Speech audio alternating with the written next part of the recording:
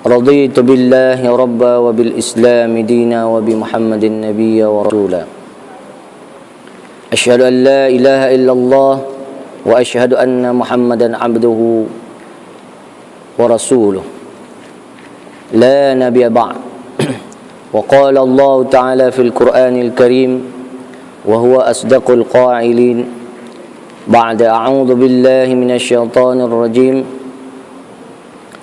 الذين يذكرون الله قياما وقعودا وعلى جنوبهم ويتفكرون في خلق السماوات والأرض ربنا ما خلقت هذا باطلا سبحانك فقنا عذاب النار. صدق الله العظيم.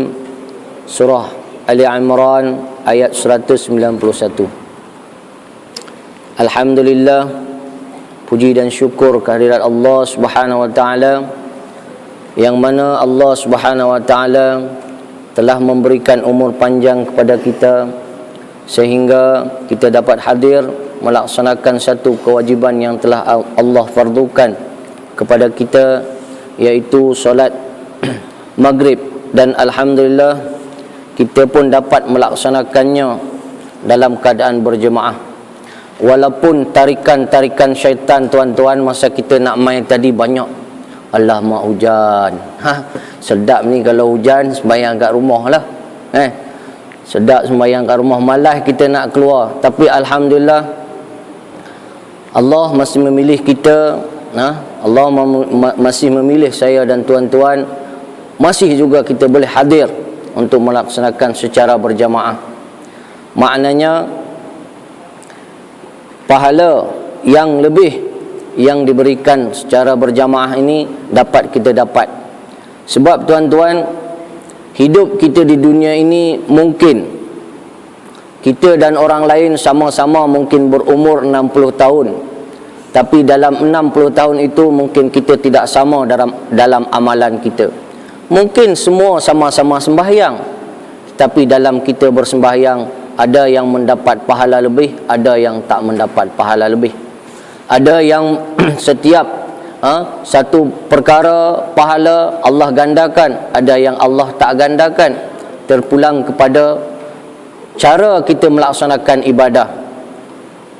Sebab tu dalam kuliah-kuliah saya kadang-kadang sering menyatakan, marilah kita mengambil peluang yang Allah berikan. Contoh, macam sekarang ini kita duduk dalam masjid. Berapa banyak di antara kita yang ada berniat i'tikaf? Padahal kita dah duduk dah dalam masjid, dengar kuliah, dengar apa, tapi kadang-kadang kita tidak memanfaatkan. Bukan susah pun. Nawaitu i'tikaf. Itu bagi pendapat yang mengatakan dalam masjid. Kalau dalam surau kata tak boleh iktikaf, saya ambil pendapat yang boleh iktikaf. Saya ambil pendapat yang tu. Sebab kenapa? Ada pendapat kata kalau tak didirikan Jumaat tak boleh kita sebut masjid. Tapi saya niat saja. Sebab kenapa? Tidak rugi tuan-tuan. Kalau Allah nilai macam mana? Kalau kita duduk sekarang ni, kita alah ni surau, tak payah iktikaf lah, tak payah ni iktikaf, sebab iktikaf di masjid saja. Kalaulah Allah suatu saat nilai juga niat kita ni, maka kita mendapat pahala lebih. Apalagi kalau kita berada di masjid, dengar kuliah rajin, tapi dalam masa yang sama kita tidak memanfaatkan, niat saja.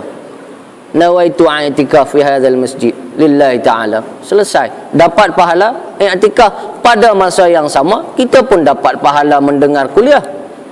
Inilah kadang-kadang tuan-tuan, kita buat benda tersebut, tapi kadang-kadang kita tidak nawaitu. Tidak nawaitu. Nawaitu kita tidak ada, sebab penilaian pada nawaitu. Baik.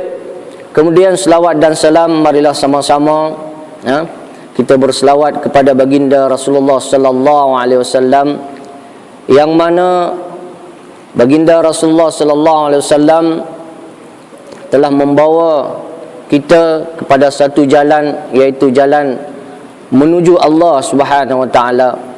Allah yang Maha Adil, yang Maha Pengasih dan lagi Maha Penyayang. Dan kita pun akan menghadap Allah nanti di hari kemudian, dan kita akan pertanggungjawabkan semua yang kita laksanakan di dalam dunia ini. Mau tak mau, tetap kena mau. Tak ada cerita tak mau. Saya tak nak, tak ada cerita. Kita kena akan mempertanggungjawabkan apa yang kita laksanakan di dalam dunia ini. Cuman ada satu perkara yang Rasulullah kata dalam sebuah hadisnya, man satara aiban, barang siapa yang menutup aib ataupun kelemahan kawan dia, kekurangan kawan dia, kekurangan saudara-saudara dia secara Islam, maka satarallah, maka Allah akan menutup aib kepada orang tersebut. Maka oleh sebab itu tuan-tuan, saya berharaplah menyeru kepada diri saya sendiri dan kepada tuan-tuan sekalian. Mungkin amalan kita tak banyak, mungkin dosa kita banyak, tetapi kalau kita boleh menghindari dari satu perkara ini sekurang-kurangnya, kalau boleh lagi banyak kita menghindar daripada perbuatan-perbuatan yang tak baik, maka lebih baik. Tapi sekurang-kurangnya janganlah kita suka membuka aib orang. Membuka aib orang, nanti di hari akhirat Allah akan buka aib kita yang perseorangan. Mungkin yang banyak-banyak Allah tak boleh nak elak lah, sebab ada orang lain jadi saksi. Mungkin yang kita bersendirian. Karena kenapa Imam Syafi'i pernah menasihatkan kita. Di antara nasihat Imam Syafi'i dalam kitab-kitabnya, apa dia sebut? Jauhilah perkara maksiat dalam keadaan kamu perseorangan. Tuan-tuan, kalau kita ramai-ramai nak buat maksiat, biasa susah lah. Tapi itu pun ada. Ramai-ramai pergi disko, ramai-ramai pergi perkosa orang dan sebagainya. Ini pun ada sekarang. Trend gila sungguh. Gila sungguh. Tapi biasanya dalam keadaan kita berseorangan, tak ada orang kenal kita, mai dah syaitan tu, mai dah ifrit jin dan sebagainya. Dia kata, buatlah ustaz, tak ada orang lain. Dia bukan kenal ustaz. Kalau mai syaitan dan jin ni dia bukan kenal kita ustaz, oh kamu pangkat hebat sangat, kamu iman kuat sangat. Kita iman kuat, datang yang kuat pula. Kalau pangkat iman kita general, yang dihantar untuk nak lawan kita pun general. Sebab itu kadang-kadang dalam berseorangan kita dikalahkan, kita melakukan maksiat kepada Allah. Perkara-perkara inilah yang kalau kita tidak membuka aib orang, maka Allah akan menutup aib perseorangan ini. Inilah di antara nasihat Imam Syafi'i. Banyak lagi nasihat-nasihat Imam Syafi'i kepada kita yang tidak kita uraikan di sini, insya-Allah. Baik, tuan-tuan yang dirahmati oleh Allah Subhanahu wa taala. Imam Nawawi dalam kitab dia Riyadhus Salihin bab ke-9 ada menjelaskan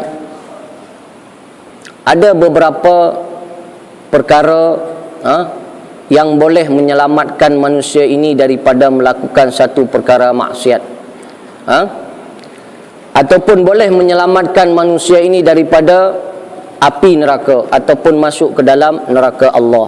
Baik, ayat yang kita bacakan tadi adalah ayat di antara perkara-perkara yang baik kita laksanakan untuk menghindari kita daripada azab api neraka dan menghindarkan kita daripada melakukan suatu perkara-perkara maksiat.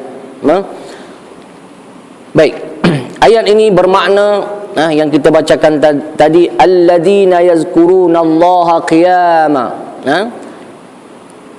yaitu orang-orang yang mengingat Allah sambil berdiri, qiyama wa qu'uda, dan sambil duduk, wa ala junubihim, dan sambil berbaring, wa yatafakkaruna fi khalqis samawati wal ard, dan mereka berfikir ataupun memikirkan tentang kejadian alam, sama, langit dan bumi.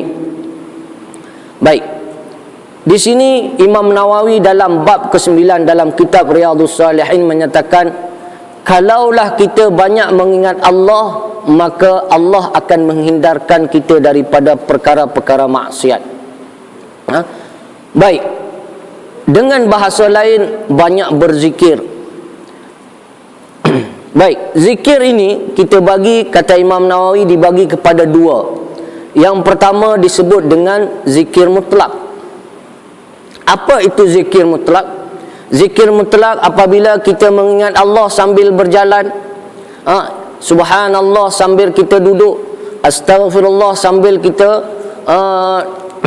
dengan keluarga, di mana tempat yang baik kita pun beristighfar. Jangan buat dalam tandas sudah. Kita banyak sangat berzikir dalam tandas pun subhanallah subhanallah, itu gila lah, silap tempat. Itu salah cara. Tapi tempat-tempat lain sambil kita berjalan, sambil kita naik motor, berada dalam masjid, berada dalam surau, sedang kita mengajar ataupun sedang melakukan apa-apa pun, kita melakukan zikir, mengingat Allah Subhanahu Wa Taala. Ini yang disebut dengan zikir mutlak. Dengan banyaknya zikir ni, kata Imam Nawawi, boleh menghindarkan kita daripada melakukan maksiat kepada Allah Subhanahu Wa Taala, dan juga boleh menselamatkan kita daripada api neraka. Kemudian yang kedua, zikir yang kedua disebut dengan zikir muayyad, muqayyad, ataupun zikir yang tertentu. Ada masanya, ada tempatnya, ada bacaannya. Contoh, kita makan, kita baca bismillah, kemudian ada doa makan, Allahumma barik lana, kemudian kita bermusafir, ada doa musafir, subhanallazi sakhkhara lana. Itu doa dia. Tak boleh kita balik-balik. Kita nak makan, kita baca subhanallazi sakhkhara lana hada. Tak boleh. Sebab kenapa? Ini adalah zikir yang muayyan, yang ditentukan, ataupun zikir muqayyad. Zikir yang telah ditentukan di mana tempatnya, apa yang kita baca. Ini pun disebut dengan salah satu di antara, kata Imam Nawawi, untuk boleh meninggalkan kita daripada melaksanakan maksiat kepada Allah Subhanahu Wa Taala. Baik. Kemudian zikir ni tuan-tuan, dalam pelaksanaan dia ada dua cara. Satu disebut dengan zikir tam. Apa itu zikir tam? Zikir tam iaitu dia hadirkan mulut dia berzikir, hati dia berzikir.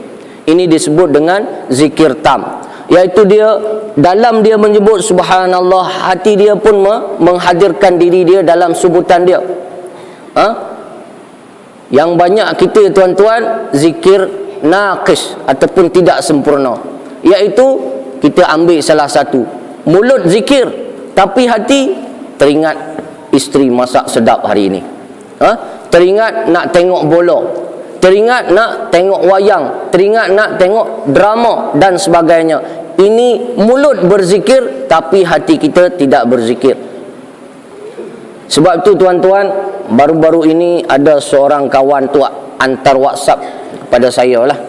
Bagus juga dia punya isi WhatsApp tu. Sebab kadang-kadang tuan-tuan, WhatsApp ni, WeChat lah, apa dah sebagainya ni pun kadang-kadang mengarut. Keluar dengan isteri nak makan, isteri pegang tab, anak pegang tab, bapa pun pegang tab. Tak bercakap tuan-tuan. Ini kita punya perangai. Buat apa nak keluar, nak makan? Nak makan tu apa? Nak relax dengan keluarga, nak bersembang dengan anak beranak, nak cari suasana lain, nak cari suasana makanan lain, ataupun nak mengeratkan keluarga. Ini tak. Pergi ke restoran, satu duduk sana tak bersembang, satu cek. Habis makan balik. Perangai. Kadang-kadang kita perhatikan, sayang dia keluar belanja banyak-banyak, nak duduk, nak eratkan ukhuwah sesama keluarga dia, sama anak dengan isteri dia dan keluarga dia, tapi sampai sana mereka tak bersembang. Itulah kadang-kadang kekurangannya. Tapi kalau yang dimanfaatkan baik ada juga tuan-tuan. Di antaranya tuan-tuan, yang sampai kepada saya tu, apa dia sebut, mungkin tuan-tuan pun ada yang sampai, tapi tak apa, kita ulang. Baik. Dia kata, perasan tak? Perasan tak 30 minit kita berzikir punya rasa lama. Kita tuan-tuan, imam duk berzikir, kadang-kadang berdoa dalam hati kita, bila imam ni selesai, bila imam ni habis, bila imam selesai tu saya nak balik. Dalam hati kita kadang-kadang tuan-tuan. Tapi cobalah kalau kita duduk depan TV, tengok bola lawan Manchester dengan Chelsea, 45 minit duduk tunggu, Tak terasa tuan-tuan. Kalau boleh, ni set kedua lagi kita nak tengok lagi. Babak yang kedua kita nak tengok lagi. Kalau ada masa tambahan, kita tengok lagi. Tapi 30 minit tak sampai pun kadang-kadang ustaz buka berzikir lepas solat, kita punya tak senang dah nak duduk. Nak duduk tak senang tuan-tuan. Inilah. Kemudian dia kata lagi, perasan tak berapa banyak akhbar yang kita baca sehari, berjam-jam, tetapi kalau kita nak baca Quran tuan-tuan, baru satu muka surat dah menguap dah. Wow, kita dah 5-6 kali, baru tak sampai 2-3 muka surat tuan-tuan. Sebab tu dulu masa kami duduk di negara Arab, kawan kata, saya ada obat tidur yang paling hebat. Apa dia? Kalau tak boleh tidur, pasti boleh tidur punya. Apa dia? Baca Quran. Memang betul tuan-tuan. Tuan-tuan coba baca Quran, tak sampai 4 muka surat dah mula dah. Padahal kita tak boleh tidur tu. Makan obat, kopi apa semua tak boleh tidur, tapi kena dengan Al-Quran, tak sampai setengah juzuk tuan-tuan kita baca, kita pun dah mula krep. Apalagi masa kami belajar tu, kita kena hafal sekurang-kurangnya satu tahun tu 2 juzuk Quran di Al-Azhar University. Maknanya nak ulang saja tuan-tuan dah datang dia. Padahal kita tak mengantuk, tapi kena itulah godaan daripada syaitan. Tengok kita baca, tapi kalau kita baca benda lain, baca berita hari ini kenaikan minyak 20 sen, 3-4 jam kita baca pendapat ini bagaimana, pendapat ini bagaimana, kenapa dia naik, kata pakar ni dia naik gara-gara minyak tak ada. Contohlah, kita baca semua tuan-tuan, padahal kita tak boleh buat apa pun. Kita tak boleh buat apa pun. Nak mengamuk pun kita tak boleh, tetap dia naik. Itulah kadang-kadang tuan-tuan, perasan tak kita boleh membuang masa ke tempat yang lain. Kemudian dalam WhatsApp tu dia kata, perasan tak kalau seandainya kita berdoa dengan Allah Subhanahu Wa Taala, tak sampai 2, 3, 4 permohonan kita dah berhenti dah. Ya Allah, ampunkanlah dosa saya, dosa mak ayah saya, dosa adik-beradik saya, dosa anak-anak saya. Lepas tu dah ingat, habis dah kot.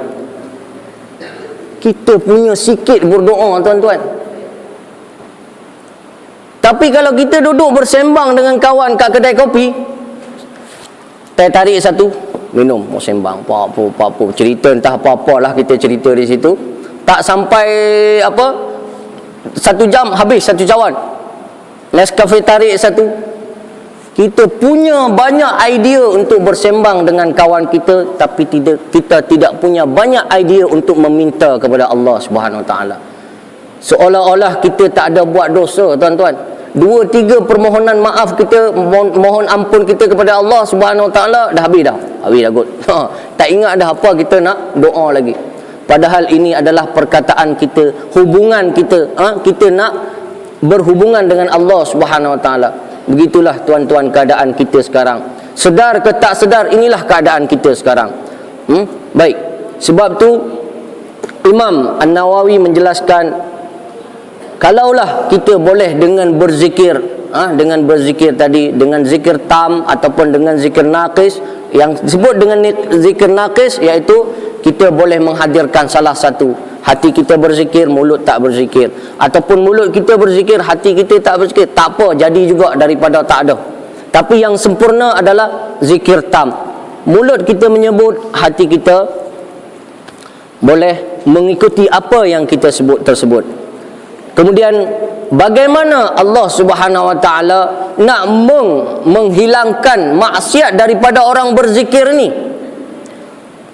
Logik dia tuan-tuan, kata Imam Nawawi, pertama, Allah akan menghindarkan orang yang banyak berzikir ini daripada berbuat maksiat. Ada tak tuan-tuan sedang berzikir dia curi motor orang? Astaghfirullahaladzim, tapi dia curi motor orang. Saya tak jumpalah orang macam ni. Kalau jumpa memang orang gila kot. Orang sedang baca la ilaha illallah, la ilah, curi ayam. Saya tak jumpa tuan-tuan.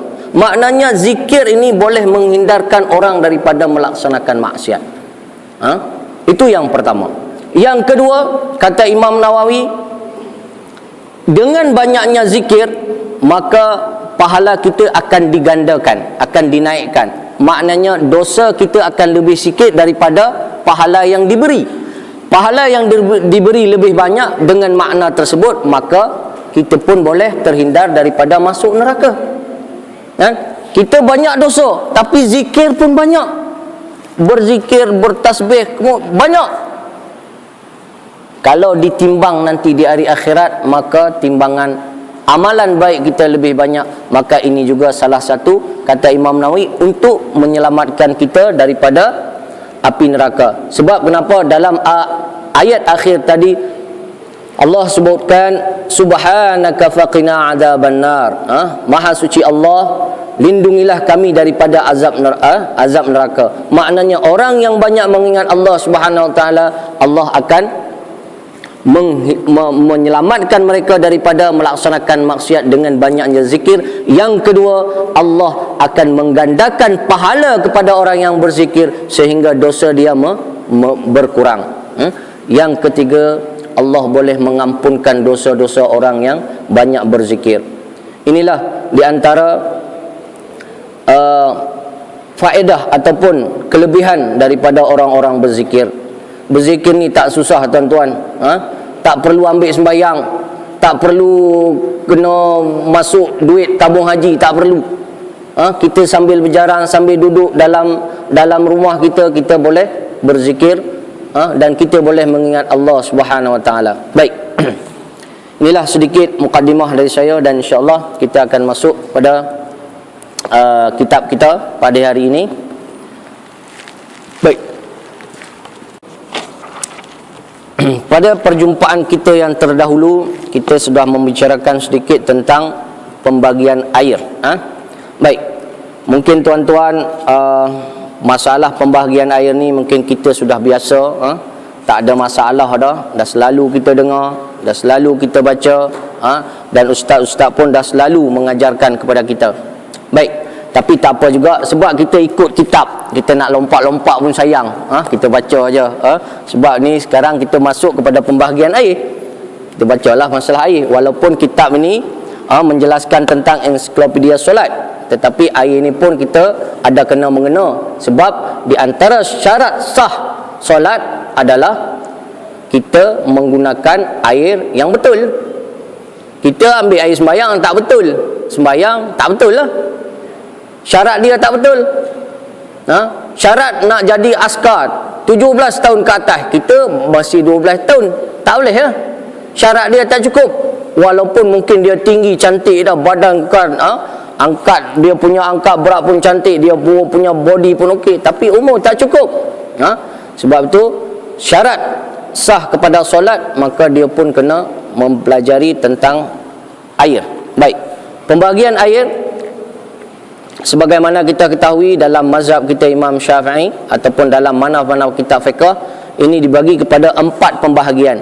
Yang pertama disebut dengan air mutlak, yang kedua disebut dengan air musta'mal, yang ketiga disebut dengan air mutanajjis, yang keempat disebut dengan air musyammas. Baik, dalam kitab-kitab mana-mana pun tuan-tuan, kalau kita baca memang 4 pembahagian ini saja yang ada.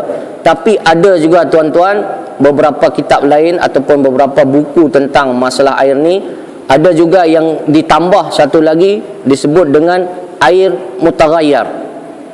Yang ini tidak berapa dibahas oleh ulama, karena kadang-kadang dia masuk kepada musta'mal, kadang-kadang dia masuk kepada mutanajjis. Tetapi elok juga kita membahasnya, karena air mutaghayyar ni tuan-tuan, ada yang boleh kita guna, ada yang boleh kita tak boleh guna. Sebab tu elok juga kita membahas dalam dalam perbincangan kita pada hari ini, iaitu air mutaghayyar. Baik, sebelum kita masuk kepada air mutaghayyar, kita akan membicarakan pertama air mutlak. Air mutlak ni kita tahulah tuan-tuan, air mutlak yang datang daripada, pertama turun daripada langit, air hujan, air salji, air ais, ketul ais dan sebagainya yang turun daripada langit secara tabi'i, secara semula jadi, maka ini adalah semua dianggap sebagai air mutlak. Baik.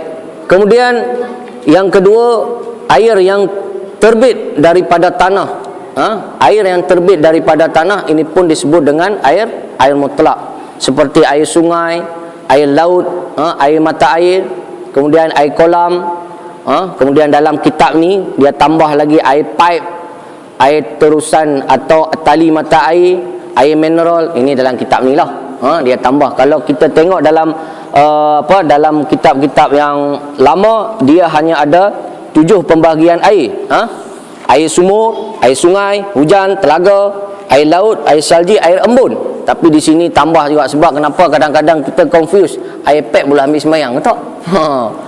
Sebab tak masuk dalam kitab. Sebab tu dalam kitab ensiklopedia solat ni masuk juga air pipe. Air pipe sekali lagi kalau tak bubuh, sekali lagi kita pun jenis tak berapa baca, kita ini tak boleh kot ni, tak masuk dalam kitab ni mana-mana. Okey, sebab itu dalam kitab ensiklopedia solat ni dia bubuh lagi. Kemudian air mineral, kadang-kadang air mineral boleh ke tak boleh ini? Itu pun boleh. Kemudian air daripada mesin penapis. Kan ada kita jumpa kadang-kadang kat tepi jalan tu bubuh RM2, 20 sen, 30 sen boleh keluar air. Ini pun boleh dikatakan sebagai air mutlak. Penambahan daripada dalam kitab asal mana-mana kalau kita cari yang hanya ada 7 pembahagian, tapi dalam kitab ini dia tambah supaya kita jangan merasa ragu-ragu terhadap penggunaan air tersebut. Baik. Ini yang pertama, air mutlak. Dalil dia kita tak perlu sebutkan sebab dalil dia ada dari hadis, kemudian ada juga dari ayat dan sebagainya. Okey, baik. Kemudian yang selanjutnya adalah pembahagian yang kedua adalah air musta'mal. Baik. Dalam air mutlak ni tuan-tuan, sebelum kita masuk kepada air musta'mal, dalam air mutlak ni pun yang itu tadi kita kata air mutaghayyir. Mutaghayyir. Sebab kenapa? Kita belajar dalam fiqh bau, rasa, warna. Lepas itu tiba-tiba air hujan turun, dah turun tiba-tiba tergenang. Warna tanah lah. Kita pun ni boleh ambil air sembahyang ke tak? Kata ustaz berubah warna. Macam mana? Yang inilah yang akan kita bahas dalam pembahasan mutaghayyir. Dia air mutlak tapi bercampur dengan sesuatu benda sehingga berubah dia. Apakah ini dianggap kepada 3 perubahan tadi, bau, rasa dan warna atau tidak? Yang ini kita akan bahas dalam bab dalam permasalahan air yang mutaghayyir. Baik. Karena kenapa? Ada beberapa percampuran air mutlak yang tidak boleh kita anggap dia sebagai musta'mal. Macam bercampur dengan tanah, bercampur dengan daun pokok daun sehingga berubah dia punya warna ataupun rasa dan bau dia. Baik. Sekarang yang kedua adalah air musta'mal. Air musta'mal tuan-tuan, yang disebut dengan air musta'mal adalah air mutlak yang digunakan pertama kali. Pertama kali. Tuan-tuan basuh tangan yang pertama itu dah disebut dengan air musta'mal. Adapun air yang kedua itu masih kita katakan sebagai air mutlak. Air yang pertama tuan-tuan basuh tangan itu air yang jatuh itu adalah air musta'mal. Kita basuh sekali lagi maka dia masih dalam keadaan mutlak walaupun dia tidak sampai 2 qolah. Cerita 2 qolah ni berapa ustaz? Cerita ustaz banyak kata 2 qolah, kami pun pening 2 qolah tu berapa. Baik. Beberapa buku ya ataupun kitab yang saya baca, jumlah qolah ni macam-macam. Sebab kenapa? Liter Baghdadi ni masalah pengukuran di kita macam mana ni? Yang paling rendah saya jumpa adalah 190 liter. Itu yang paling rendah. Yang saya jumpa yang paling rendah menyatakan 2 qolah itu adalah 190 liter. Dalam buku ini dia sebut 270 liter. Ada juga yang menyebut 240 liter. Ada juga yang menyebut 216 liter. Pening kita. Sebab kenapa? Dalam kitab disebut literal Baghdadi. Yang ni nak ukur liter Baghdadi ni masalah. Baik. Kalau kita nak merasa ada satu kaedah yang kita gunakan dalam ibadah, untuk kita ibadah adalah khuruj minal khilaf. Khuruj minal khilaf apa? Kita ambil yang paling tinggi. Kalau 19 pendapat ada, 216 ada, 240 ada, 270 ada, tapi di atas itu saya tak pernah jumpa lagi. Maknanya kalau kita ambil dua kaulah itu 270, makna ini selamat, disebut dengan khuruj minal khilaf. Kita mengambil yang tertinggi, secara automatik kita sudah mengambil yang bawah. Pendapat-pendapat yang 190 kita dah ambil, 216 tadi kita ambil, 240 sudah terambil dengan kita ambil yang 270. Baik. Ini kalau dalam keadaan yang normal. Kalau tiba-tiba kita duduk dalam padang pasir, ukur, alah mak cuma ada 190 liter. Ambillah pendapat yang menyatakan boleh 190 liter tadi. Baik. Ini yang disebut dengan air musta'mal. Makna musta'mal di sini adalah air yang pertama kita gunakan untuk berwudu ataupun mandi janabah. Baik. Selama air itu tidak berubah bau dan rasa, bau, rasa, warna, basuhan yang kedua dan basuhan yang ketiga, maka air itu masih dianggap sebagai air mutlak. Sebab tu kadang-kadang tuan-tuan, seelok-eloknya dalam kita membasuh ambil air sembahyang, tuan-tuan, pastikan dia mengalir satu arah. Sebab kenapa basuhan pertama ni kadang-kadang kita silap, dia tenyuh macam ni. Jadi musta'mal. Kalau boleh kita arahkan dia satu arah, dari atas ke bawah. Okey, kita buat macam ni. Kenapa? Air terus mengalir ke bawah. Tetapi kadang-kadang kita dalam melaksanakan ambil air sembahyang, itu yang basuhan yang pertama kita khawatirkan dia bercampur dengan air musta'mal dengan musta'mal. Kalau basuh sekali memang bahayalah. Sebab kenapa? Kita menggunakan air musta'mal. Tapi kalau kita basuh yang kedua kali, maka selamat. Sebab tu kita disunatkan membasuh ketiga kali. 1, 2, 3 kali. Pertama untuk memberi rata, meyakini untuk ratanya sampai air kepada bahagian yang wajib kita kena air masa kita ambil sembahyang ataupun berwuduk. Baik. Kemudian tuan-tuan, yang selanjutnya adalah disebut dengan air mutanajjis.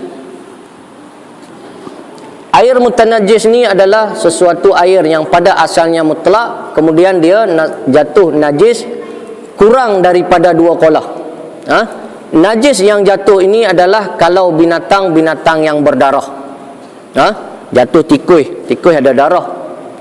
Tapi kalau jatuh semut, dia belum lagi dikatakan sebagai mutanajjis. Kalau jatuh apa lagi benda-benda kecil yang dia tak ada darah, maka tempat itu ataupun air tersebut yang kurang daripada 2 kaulah, maka dia tidak dianggap mutanajjis. Tapi kalau jatuh binatang yang ada darah, maka dia dianggap mutanajjis, sebab darah itu adalah sebagai najis. Jadi kalau kita tengok ada semut jatuh darah dekat 20-30 ada semut dalam kaulah tu, kaulah ni pun tak sampai 2 kaulah, maka kita boleh lagi mengambil air sembahyang air tersebut walaupun dia kurang daripada 2 kaulah. Dalam timba kita tengok ada semut, tak ada masalah. Dalam kaulah kita tengok ada binatang-binatang yang tak ada darah lah, yang tak ada darah, maka boleh lagi kita untuk mengambil air sembahyang binatang tersebut walaupun air tersebut, binatang tersebut dah mati, macam semut dah mati dah di situ, maka kita boleh lagi mengambil air sembahyang. Adapun air mutlak yang kurang daripada 2 kaulah dan tidak juga dianggap mutanajis adalah air yang minum ataupun bekas air daripada binatang yang selalu berada di rumah. Macam kucing. Kucing tuan-tuan, itu kalau dia dia minum dalam kita punya besen, itu air itu boleh lagi kita gunakan untuk ambil sembahyang, tetapi hukum dia makruh. Boleh dia bukan dianggap mustakmal, tapi dia makruh untuk kita mengambil air sembahyang, tapi dia masih dalam keadaan air mutlak. Tapi berbeza dengan binatang bukan yang berada di dalam rumah. Datang harimau masuk dalam rumah, dia minum dalam air yang besen kita tadi, bawa dia minum, kita pun nampak, dia pun lari. Terbalik, dia yang lari ke kita yang lari? Ni terbalik, tak tahulah. Kok-koklah dia yang lari. Ini cerita kok-koklah dia yang lari. Maka binatang seperti ini tidak boleh lagi kita mengambil air sembahyang, sudah dianggap sebagai mustakmal. Datang burung helang, burung helang masuk, hinggap masuk dalam rumah kita, kemudian dia pun minum dalam besen kita tadi. Di sini ada dua pendapat tuan-tuan. Yang pertama, kita kena tengok binatang tersebut makan bangkai ke tak. Kalau burung tersebut tidak makan bangkai dan burung tersebut adalah burung halal, maka air tersebut tidak dianggap mustakmal. Tapi kalau burung tersebut tak boleh dimakan dan makan bangkai, maka walaupun paruh dia itu tidak tidak ada sisa-sisa makanan daripada najis tersebut tadi, maka tetap tidak boleh digunakan untuk mengambil air sembahyang. Baik. Air yang ketiga tadi, air mutanajis, apa-apa sajalah tuan-tuan. Nak cerita pasal najis panjang lagi nanti kan. Najis ni tu panjang lagi. Baik, yang kira-kira najis, apa-apa saja yang tercampur dengan najis maka disebut dengan air mutanajis. Air mutanajis ini tidak boleh kita bersuci lagi daripadanya, dan tak boleh juga lagi kita membasuh pakaian dengannya. Berbeza dengan air mustakmal. Kalau kita air mustakmal ni kita tampung dia dalam satu besen besar, kita basuh tangan, kita cuci baju. Dalam baju kita tidak ada najis, maka boleh lagi kita menggunakan air tersebut untuk basuh pinggan. Contohnya lah, walaupun tak ada orang buat. Sebab kenapa? Kita air banyak. Tuan-tuan tak pernah hidup di negara yang tak ada air. Kalau kena hidup di negara tak ada air, tuan-tuan kena tampung. Air sembahyang kita tampung. Apa boleh kita guna untuk membasuh pakaian dan benda-benda yang lain. Baik. Kemudian yang keempat disebut dengan air musyammas. Air musyammas ni adalah air yang dipanaskan dengan kena matahari. Kita ada besen letak kat luar, tiba-tiba matahari pun memanaskan air tersebut, maka ini adalah disebut dengan air musyammas, air yang terpanas dengan matahari. Hukum dia adalah makruh. Makruh untuk kita mengambil air sembahyang. Boleh mengambil air sembahyang, tapi hukum dia makruh. Baik. Ini di antara beberapa pembahagian air. Baik, kita sekarang cerita masuk kepada yang kita kata tadi, iaitu air mutaghayyar. Baik, air mutaghayyar ni tuan-tuan, kalau kita buka kitab-kitab fiqh, mungkin dalam kitab-kitab fiqh kita tak jumpa pembahagian kepada air mutaghayyar. Tetapi di sini perlu kita bincangkan. Kenapa? Karena ini kadang-kadang sering terjadi dalam kehidupan kita sehari-hari. Baik, air mutaghayyar ini maknanya asal dia adalah air mutlak, tetapi dia berjumpa dengan air ataupun benda yang suci. Air mutlak jumpa dengan benda yang suci. Itu disebut dengan mutaghayyar. Baik. Mutaghayyar ni kita bagi kepada tiga, tuan-tuan. Yang pertama disebut dengan mutaghayyar mukhallid. Mukhallid ni artinya bercampur aduk.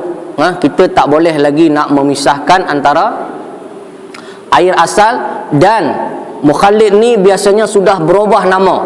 Contoh, air mutlak. Kita bubuh kopi, nama dia air kopi. Najiskah dia? Dia tak najis. Kopi tak najis. Kita boleh bawa bubuh 2 botol kopi dalam dalam poket kita, kita boleh bawa sembahyang. Tak ada masalah.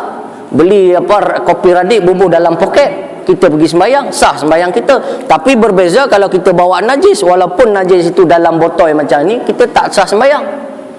Kita baru cek kencing dengan doktor. Dia kata ni tuan pergi ambil air kencing, lepas tu nanti kita pun lupa bubuh dalam poket.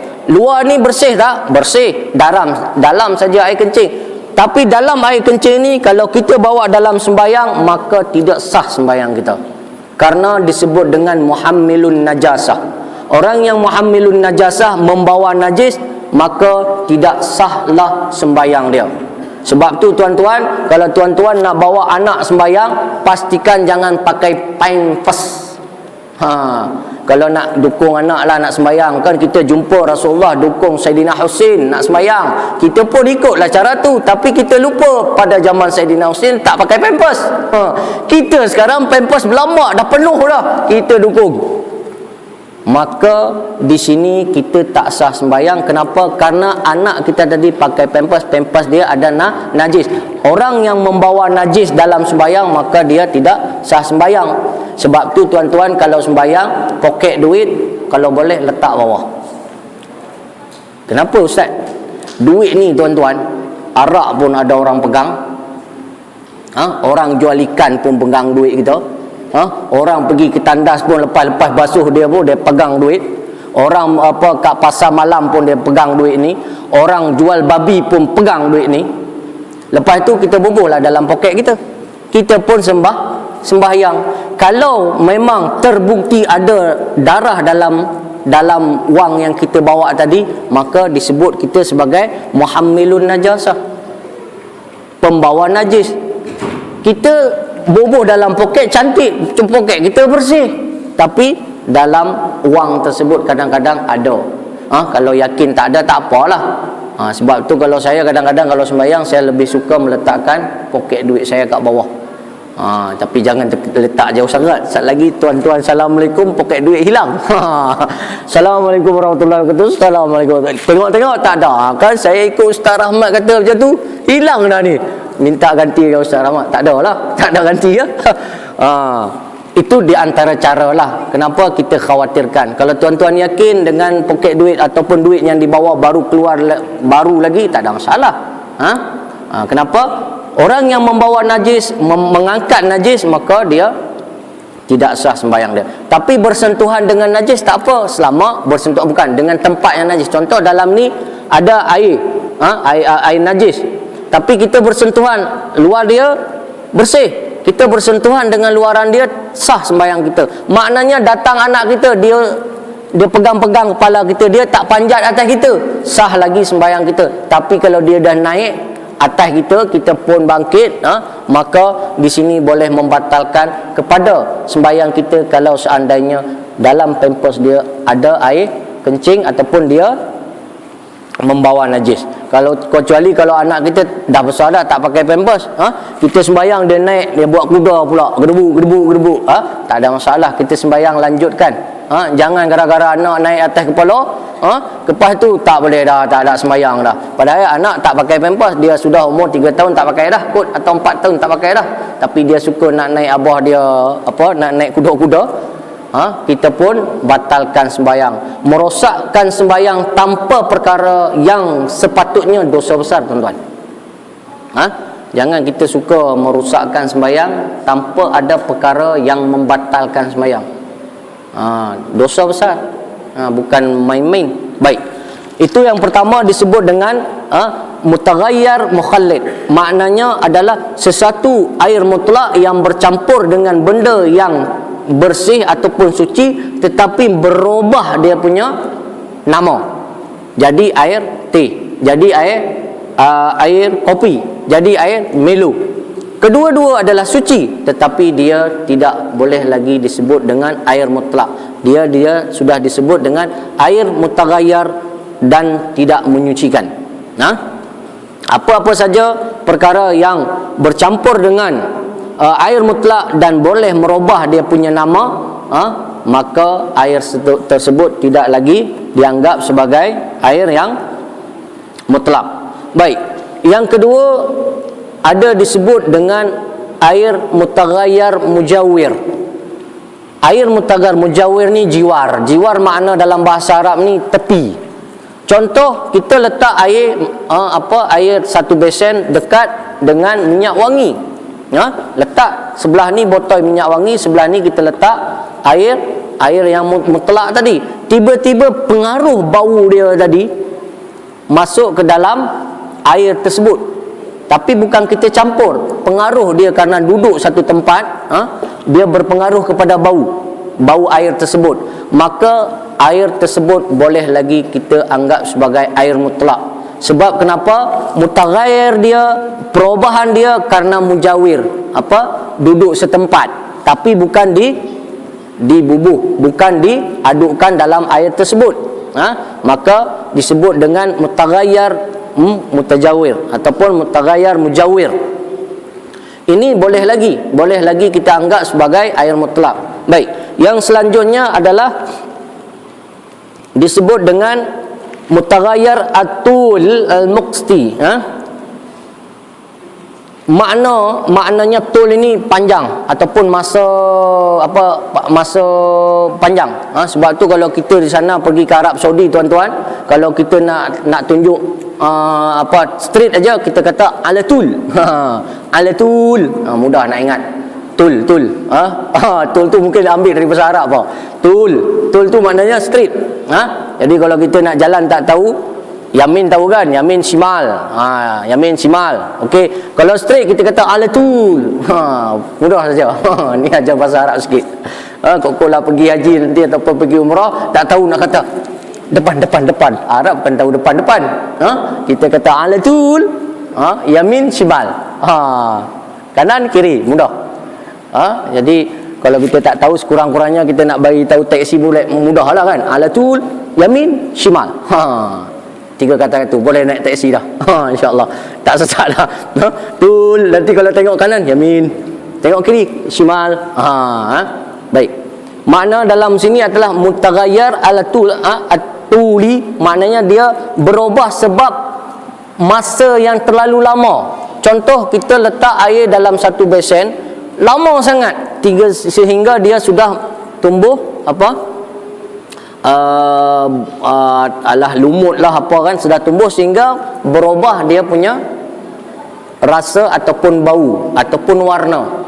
Maka perkara seperti ini pun masih boleh kita anggap sebagai air mutlak, boleh lagi digunakan. Sebab kenapa? Bukan kita yang campur suruh tumbuh lumut tersebut, karena panjangnya. Contoh, kolah kita tak guna setahun, kita tutup cantik, tak ada masuk najis, tak ada masuk apa, tiba-tiba dia berubah dengan keluarnya lumut dan sebagainya, maka ini pun boleh lagi kita anggap sebagai air mutaghayyir yang mutlak, boleh lagi.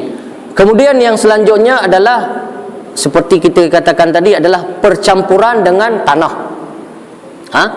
Percampuran dengan air galam bukit. Contoh, kita ada kolah tepi laut, kita sumur tepi laut, air dia masih ada rasa macam nak masin-masin sikit, itu pun maka pengaruh bau tersebut bukan dianggap sebagai penghalang kepada air itu menjadi air kepada mustakmal. Baik, ini tuan-tuan pembagian air. Semoga dengan sedikit penjelasan daripada saya, semoga bolehlah kita dalam pergi ke mana-mana tak lagi bimbang dalam menggunakan air. Baik. Kemudian sedikit peringatan, kalau seandainya kita dalam keadaan darurat, air hanya ada sikit saja, cukup untuk minum, maka kita tidak sepatutnya menggunakan air tersebut untuk berwuduk. Air cukup untuk minum, maka kita ambil air tersebut untuk minum, maka kita boleh bertayamum. Jangan nanti kita bawa air 2 botol naik bukit, tiba-tiba atas bukit tak ada air, kita pun ambil air tersebut, ambil air sembahyang. Lepas tu dahaga, nak turun nak naik bukit ni bukan senang. Bukan nak turun kita nak cari air tak tahu kat mana. Maka peringatan juga kepada kita, kalau air hanya cukup untuk kita minum, maka tidak boleh kita menggunakan air tersebut untuk mengambil air sembahyang. Kita boleh bertayamum. Itu sekadar untuk mengingatkan. Baik, InsyaAllah ini saja. Ada yang mungkin tidak jelas, boleh ditanyakan. Kalau kita boleh jawab, kita jawab. Kalau tak boleh jawab, kita bawa ke perjumpaan kita yang akan datang. Ada?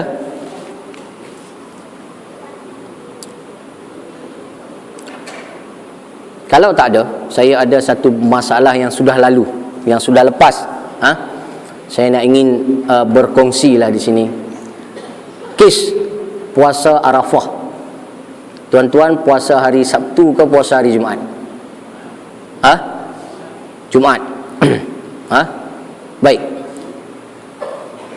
Fatwa kebangsaan Malaysia menyatakan hari Sabtu. Baik. Arab Saudi hari Jumaat.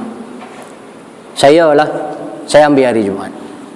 Walaupun ulama-ulama ataupun majlis fatwa kebangsaan mengatakan kita kena ambil hari Sabtu sebab kita duduk di Malaysia. Baik. Kita kena bezakan, dalam kaedah ada disebut dengan kaedah idza ta'arada bainal haram was sunnah quddimal haram.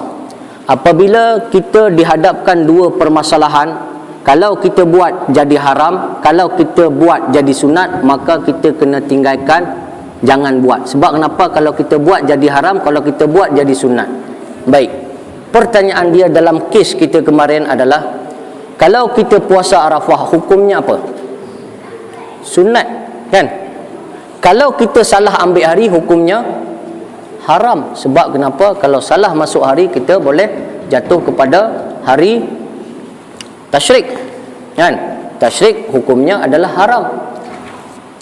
Ustaz, kalau kes ni jadi pada bulan Ramadan, macam mana?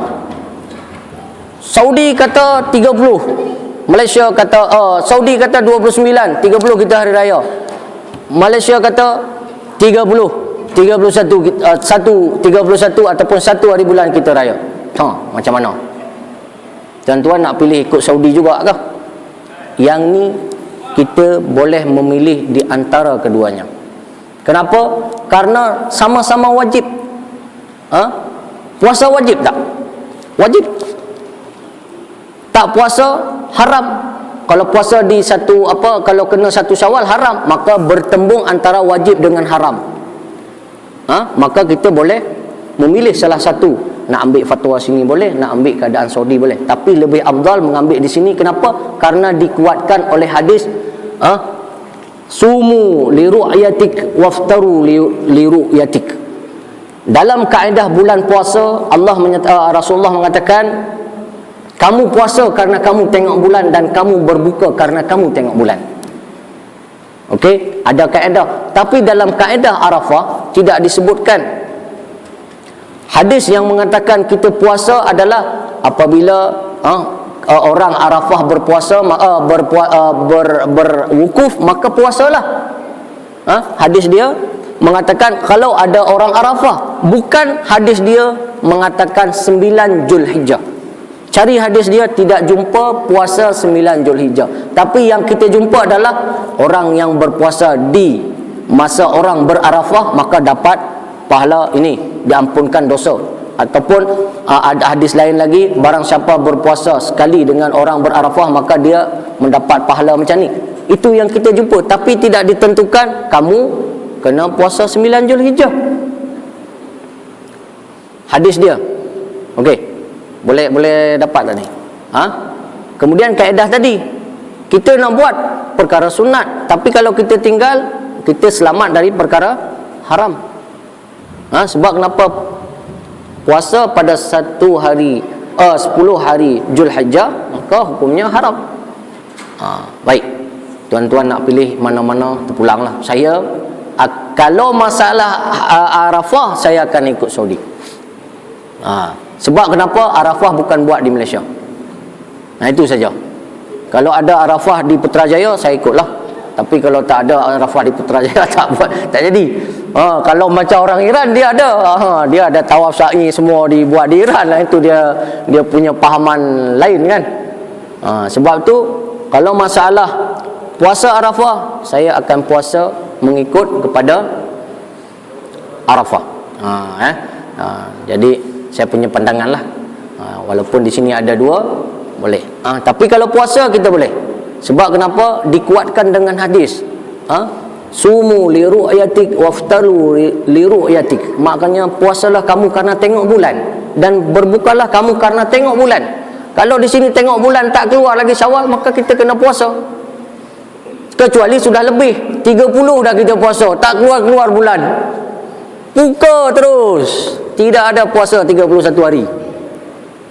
Kita dah ambil, tengok awal bulan mana dah keluar bulan, tiba-tiba sampai 30 tak keluar bulan.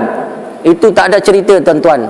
31 tak keluar, 34 pun tak keluar, hari raya terus. Sebab kenapa? Tidak ada puasa lebih daripada 30 hari. Itu kaedah dia. Rasulullah pun berpuasa 30 hari, kalau tak silap saya sekali saja, lain 29. Jadi ada ketentuan-ketentuan. Jadi walaupun orang membuat ketentuan-ketentuan lain, kita pun ada caralah dalam kita melaksanakan satu perkara yang idza ta'arada, apabila bertentangan ataupun terjadi dua masalah yang kita kena pilih, buat ke tak buat. Kalau puasa boleh kita ambil keadaan negara kita. Baik, InsyaAllah itulah saya punya pandangan. Baik, boleh tuan-tuan. Jadi kalau jumpa lagi nanti tiba-tiba hari raya haji tahun depan jadi kes pula macam ni lagi, maka eloklah kita ambil berpuasa pada masa orang berpuasa di Arafah. Kerana kenapa? Rasulullah dalam beberapa hadis dia memang menjelaskan kita nak rasa orang Arafah ni, sebab tu kita kena puasa. Bukan karena dia adalah 9 Zulhijjah dia, bukan.